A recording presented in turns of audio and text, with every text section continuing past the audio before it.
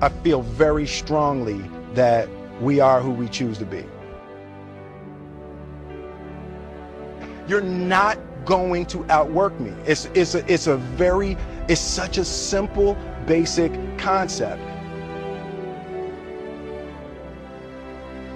The guy who is willing to hustle the most is going to be the guy that just gets that loose ball. In order to be successful at this game, it needs to be 24/7. Number one is that hard work pays off. And number two is that dreams come true.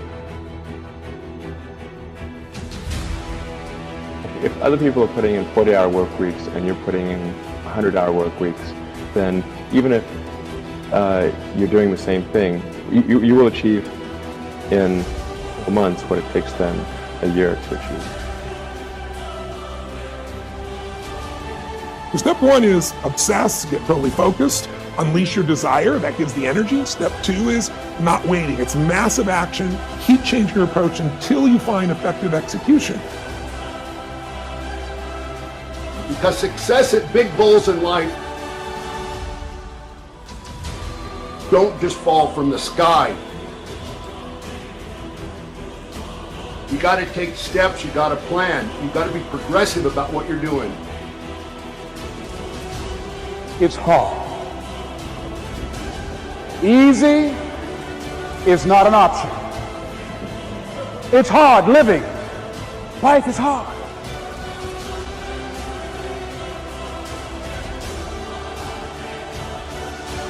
Nothing is impossible. You just have to kind of keep running through the walls.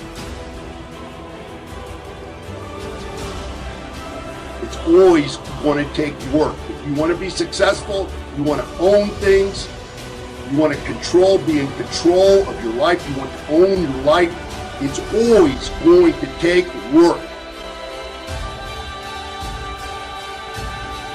And it's going to take planning and thinking things through. You can't get around that. You can't get around that. Be responsible. Be successful. Be productive. Realize that having a life that is great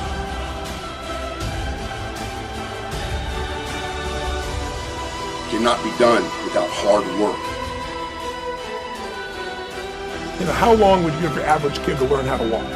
Before you turned to the kid and said, dude, it's never going to happen, you're not a walker, just give it up. You're crazy, my kid's going to keep trying until. Keep changing your approach until you find it. I think it just comes down to, like, you just got to want it really bad. It's strictly based on being outworked. It's strictly based on missing crucial opportunities. I say all the time, if you stay ready, you ain't got to get ready.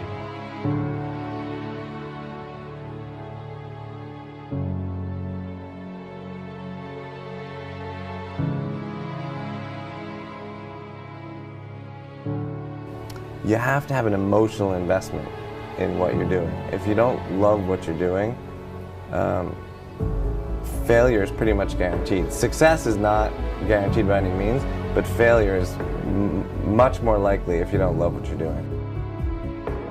Building really great companies just takes a while, and it's good to not try to do it too fast. It's really, really, really good to be ambitious, obviously.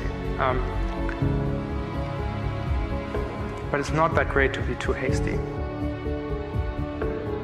That as you go through the challenges of life and you look at it and embrace whatever comes to you, don't run from it, step toward it. Don't try and duck it like most people do. See, most people want it easy.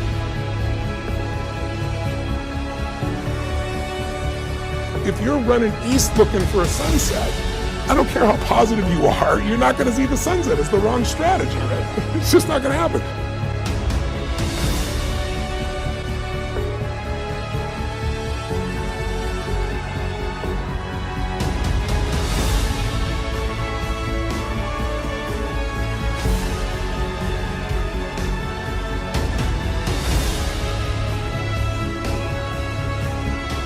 Life is going to whoop you until you surrender.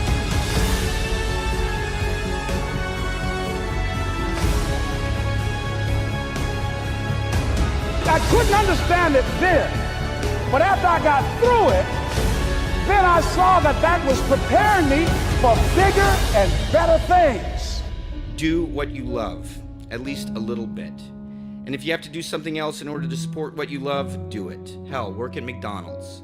And if you really love something, you'll do whatever it takes to support that thing. And don't ever let fear or the little demon that says you ought to do this and you shouldn't do that ever keep you from pursuing what you love.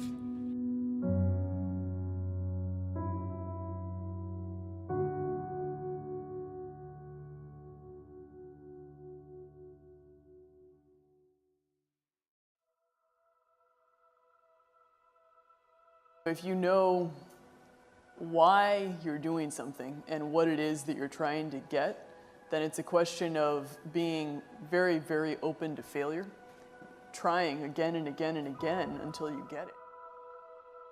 The Chinese bamboo tree takes 5 years to grow.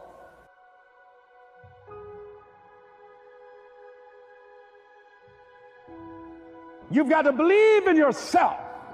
You've got to believe in your abilities, unquestionably.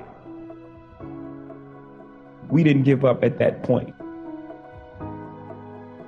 That you know what life is, that you have embraced life. You knew it was hard, but you did it hard. Work your ass off. Nobody ever stumbled upon success by accident.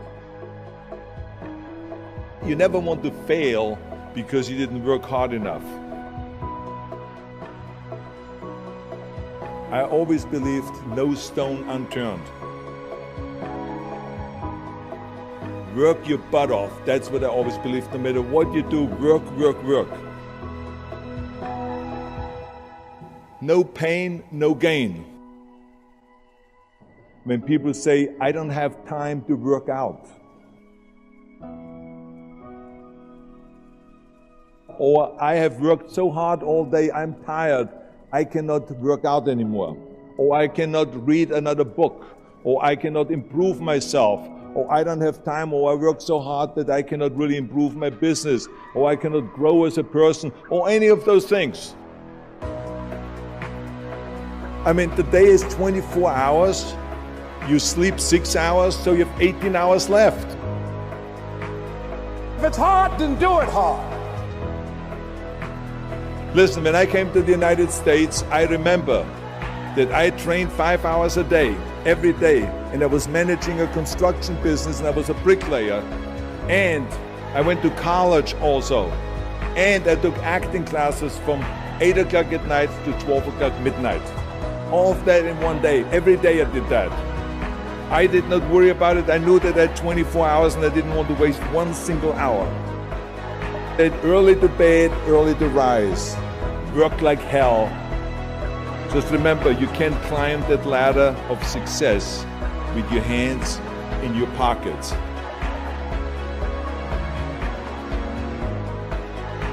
And some people, ladies and gentlemen, they stop because they don't see instant results. It doesn't happen quickly. They stop. Oh, no. You got to keep on watering your dream. And when it began to happen, when you're working at your dream, somebody said the harder the battle, the sweeter the victory.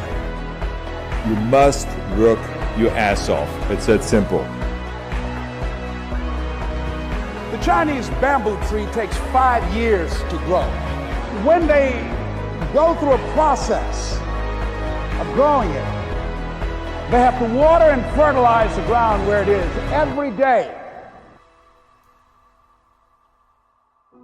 And it doesn't break through the ground until the 5th year. Through the ground, within 5 weeks, it grows 90 feet tall. Because at any time that person stopped watering and nurturing and fertilizing that dream, that bamboo tree would have died in the ground. There was a day that I became wealthy. I'll tell you the day, I know that day I was rich. I was broke. I was pissed.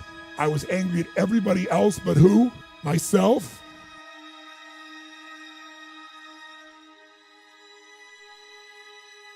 I had a friend that I loaned money to when I had barely enough and I knew he needed it, and I gave him $1,200, and I'm here not able to eat. I'm down to like $25, $26, and I'm saying to him, calling him, and he's not returning my call, and I just need some money, and he's ignoring me. I didn't ignore him then, so I'm pissed. I'm frustrated.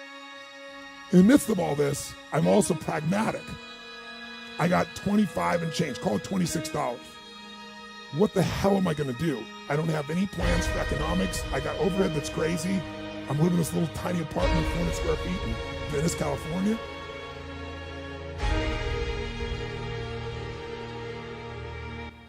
I should have been freaking out. How the fuck am I gonna eat? But I didn't. I flew because something inside of me had finally got past scarcity. I finally realized there's something inside of us more than our limits, especially around this thing called money that I had let terrorize me.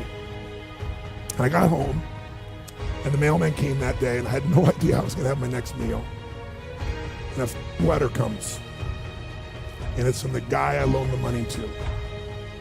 Handwritten note saying, I've been avoiding you, it's wrong, I'm so sorry, you were there when I needed you. Here's what I owe you plus a little bit more. And the $1,200 was there, plus another $100 for the time that I had to take care of it.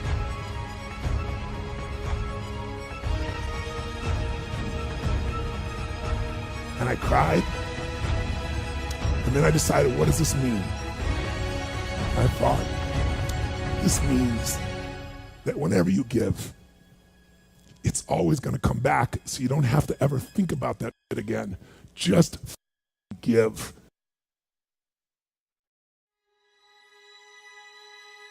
I don't know if that's coincidence, but I decided to believe that day was a blessing when I became rich. And I can tell you honestly, I've had tough days in my life, economically, emotionally, like all of us.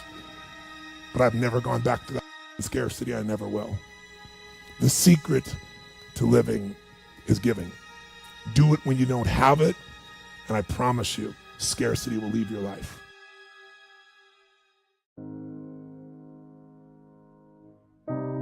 I'm not afraid to fail.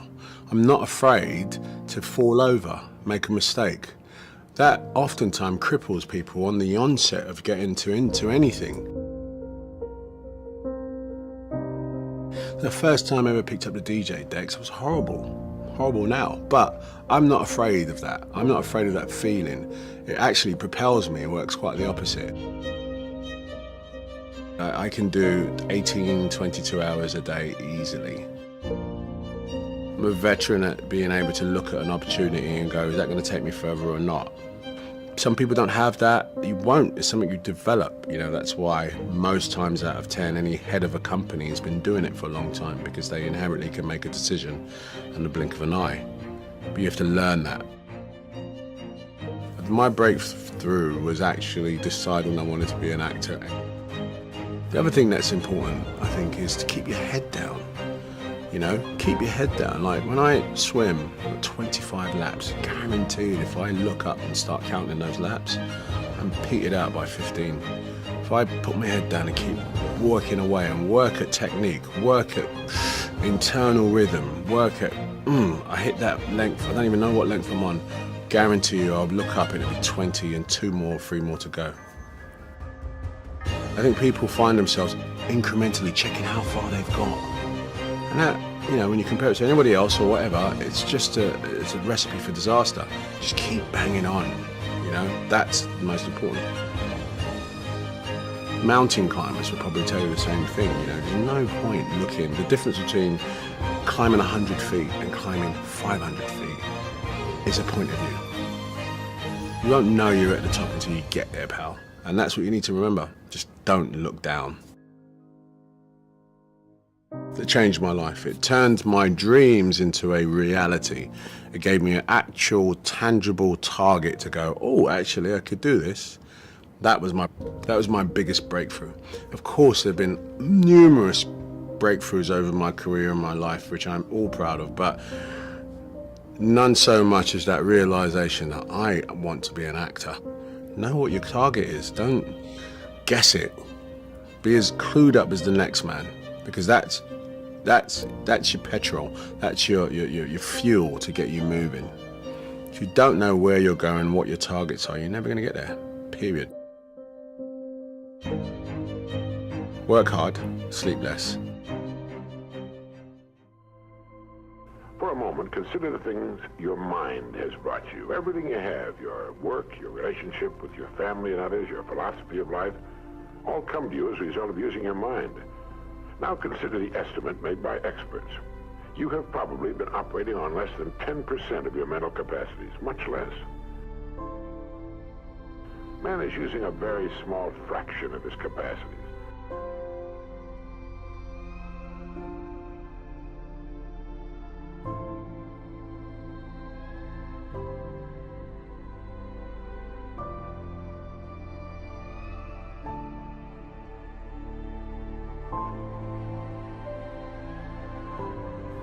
Neurological research at the UCLA Brain Research Institute points to enormous abilities latent in everyone by suggesting an incredible hypothesis. The ultimate creative capacity of the human brain may be, for all practical purposes, they pointed out, infinite.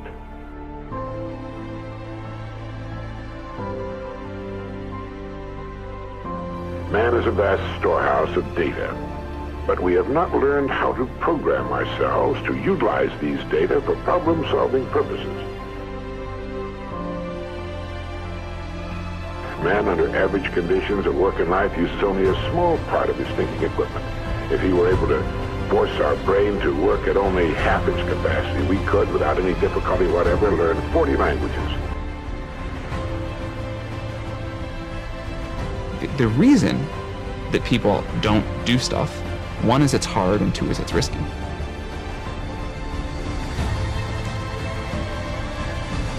I think history belongs to the doers.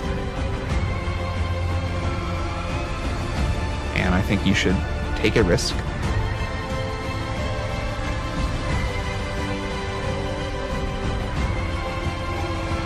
The risk actually looks like is not doing something that you will then spend the rest of your life regretting.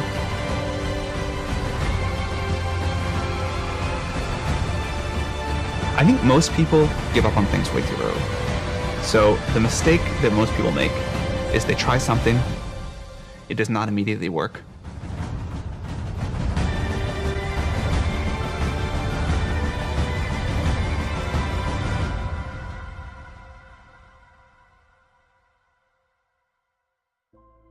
Living successfully, getting the things we want from life, is a matter of solving the problems which stand between where we now are and the point we wish to reach.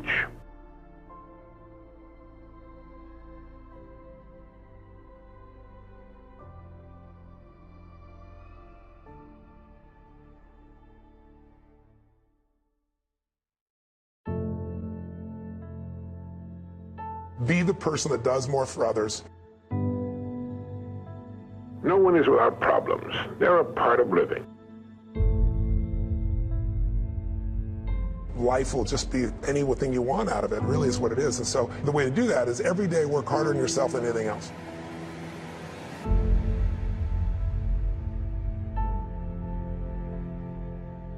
Because if you become more intelligent, more valuable, more skilled, you can add more value to other people.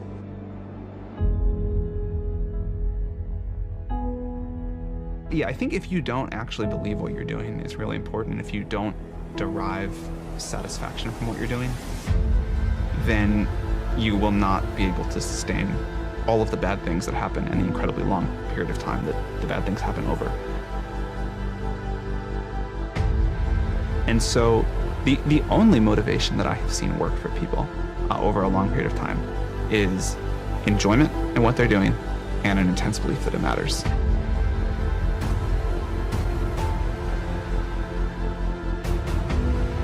It's totally cool when people start off saying, well, I want to make money or I want to be famous. I think a lot of people start that way and they don't like to admit it. But pretty quickly, or at least in the first few years, I think a lot of people find a deeper mission for why they do what they do. And that drives them then for the rest of the time they work.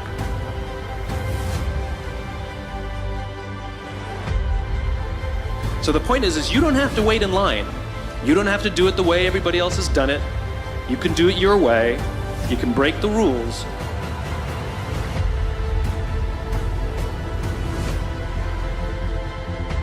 That's rule number 1. It is the generally accepted theoretical view of man's mental potentialities. Now, how can we tap this gigantic potential? Well, it's a big and very complex problem with many ramifications. But as Herbert Otto points out, it is clear that persons who live close to their capacity, who continue to activate their potential, have a pronounced sense of well-being and considerable energy. They see themselves as leading purposeful and creative lives. But believe me when I say that your mind can be compared to an undiscovered gold mine. Look at it this way. Your goal is in the future. Your problem is to bridge the gap which exists between where you are now and the goal you intend to reach. This is the problem to solve. Successful people are not people without problems. They're simply people who've learned to solve their problems. Ignore people telling you your idea is bad. They may be right, but the only way to know is to actually build it out. And in most of the rest of the world, the default response when you tell someone your idea is to say, oh, that's not going to work. And this is really toxic for startups, because you have to believe in yourself. And the good ideas, because they sound like bad ideas, are so fragile and so killable.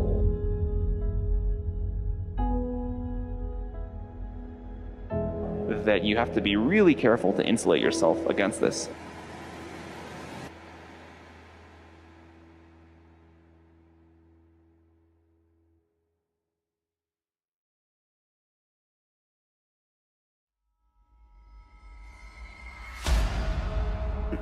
We don't do anything without an idea.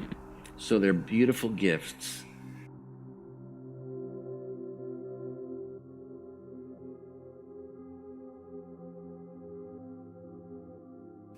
Desiring an idea is like a bait on a hook. Yeah. It can pull them in.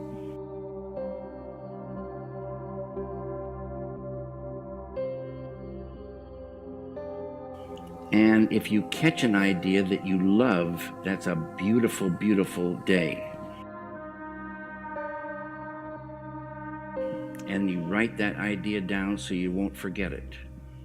And that idea that you caught might just be a fragment of the whole, whatever it is you're working on, but now you have even more bait. Thinking about that small fragment, that little fish,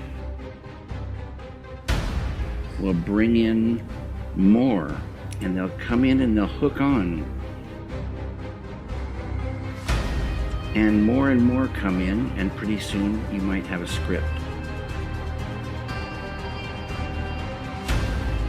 Or a chair, or a painting, or an idea for a painting. More often than not, small fragments.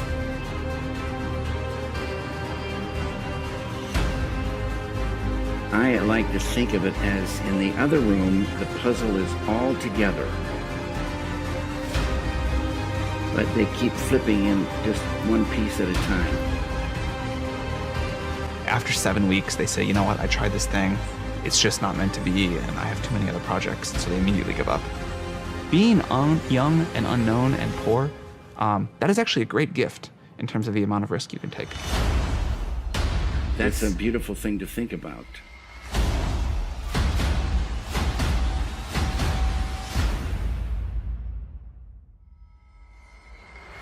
Like, a lot of people ask me, like, I was where you were once, can't you help me? And I was like, well, the difference was when I was where you were, I never asked anybody for help. I just did it myself. So it's always better if you can do it yourself. You feel better at the end of the day. These things are really hard. They take a very long time. There are a lot of critics. There are a lot of people who say this thing sucks. It's gonna fail. It's really stupid. Most of the founders that I have spent a lot of time with that have gone on to be super successful spent a very long time on their idea when a lot of other people would have given up.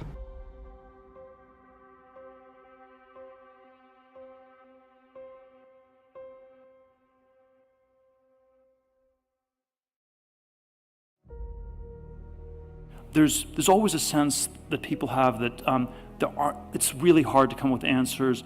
All the answers have already been discovered in one way or another, and I think that's not the case. And I sort of divide things up into conventions, which are things everybody knows to be true.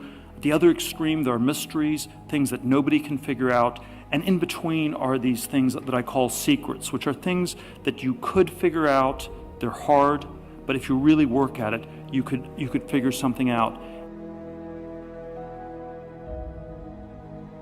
There are many secrets left to be discovered. I actually think that this is a somewhat non-conventional view, is that most secrets have been discovered and that there's nothing new to find. And so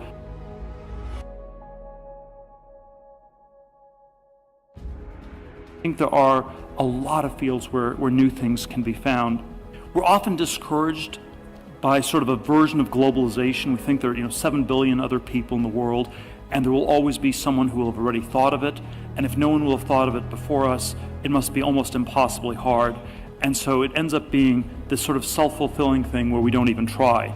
And I do think the only people who will discover secrets are people who work at it.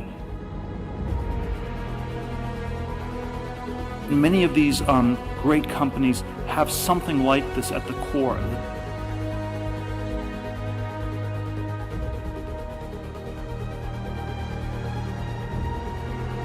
But let me show you how much time we waste in worrying about the wrong problem.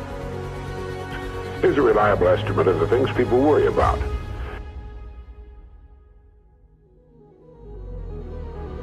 Things that never happen, 40%. Things over and past that can't be changed by all the worry in the world, 30%. Needless worries about our health, 12%. Petty miscellaneous worries, 10%. Real, legitimate worries, 8%. 93% of the average person's worries take up valuable time, cause painful stress, even mental anguish, and are absolutely unnecessary. And of the real, legitimate worries, there are two kinds. There are the problems we can solve, and there are the problems beyond our ability to personally solve. But most of our real problems usually fall into the first group, the ones we can solve if we learn how. The only thing in the world that can take you to your goals in life is your mind, its effective use, and following through on the good ideas it supplies you. Each of us has a tendency to underestimate his or her own abilities. We should realize that we have, deep within ourselves, a reservoir of great ability, even genius. There still is a frontier left, and the frontier is not infinitely far away.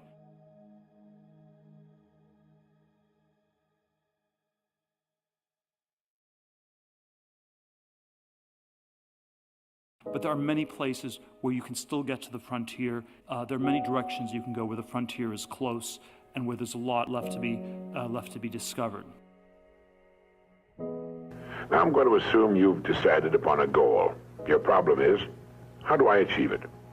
Your goal may be a promotion, a greater income, a beautiful home. It makes little difference what your goal happens to be. But you have your goal, and you know that you will become and you will achieve what you think about. That is, if you stay with it, you will reach your goal. But how? Well, it's right here that your mind comes into play. What is your mind? No one knows for sure.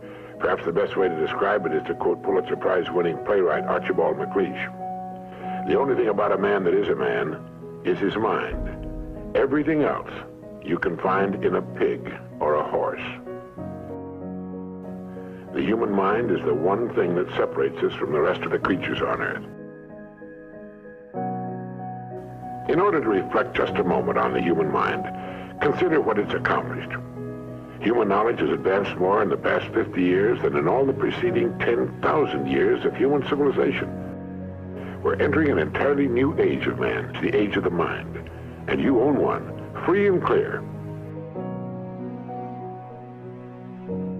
Pick 1 hour a day on which you can fairly regularly count. And during this hour every day, take a completely blank sheet of paper. At the top of the page, write your present primary goal, clearly, simply. Then, since our future depends upon the way in which we handle our work, Write down as many ideas as you can for improving that which you now do. Face it with faith and bend all the great powers of your mind toward solving it.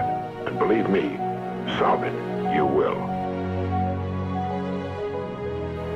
It's like spending 5 hours a week digging in a solid vein of pure gold, because your mind is all of that and much more. 2, if everything you now have is the result of using, say, 5 to 10% of your mental abilities, you can imagine what life will be like if you can increase this figure to 20% or more.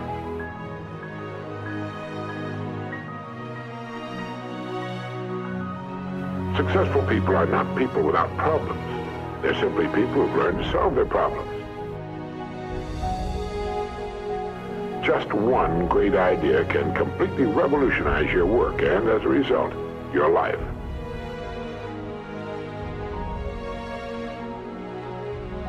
Just one great idea can completely revolutionize your work and, as a result, your life.